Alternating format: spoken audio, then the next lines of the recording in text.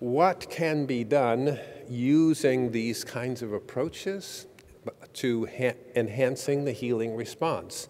Thinking back to what the healing response is. Of course, what everyone would like to do is to empower the immune system to eliminate the cancer cells. Can that be done? Many people believe that it can be done. Many studies indicate that, indeed, it may be possible, at least in some cases, to do that. There are also indications that in some cases, one's not able to eliminate the disease. Okay, what then? Well, perhaps we can empower that immune system to slow its progression so as to maintain our lives and a quality of life for a longer period of time.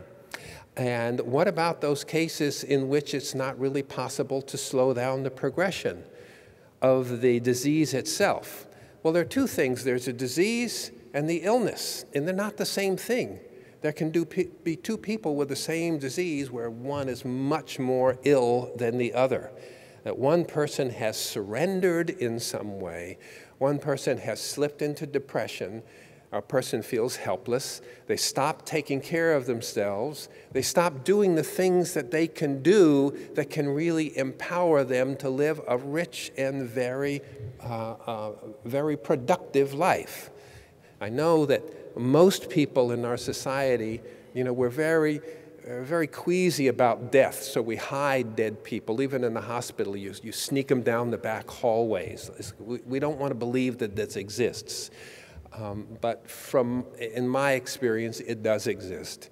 And sooner or later, each of us is going to have to cross that particular pathway.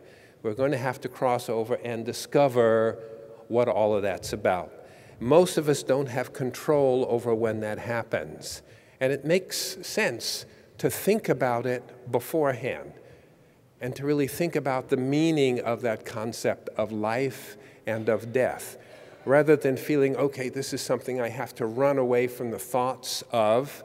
Often what we do to run away from things creates tension and anxiety inside, which then allows the body to become even more susceptible to illness, or perhaps even more susceptible to cancer itself. And my experience of having been with many, many, many people who have made that transition from life into death, there are some very, very conscious ways of passing through that particular doorway. And I think it's a good idea for all of us, and I mean starting when you're a teenager, to start deciding how do you want to go across that threshold, because you never know when it's going to happen. It's like the Buddhists say, if you die before you die, then when you die, you don't die, because you've dealt with that already in some way.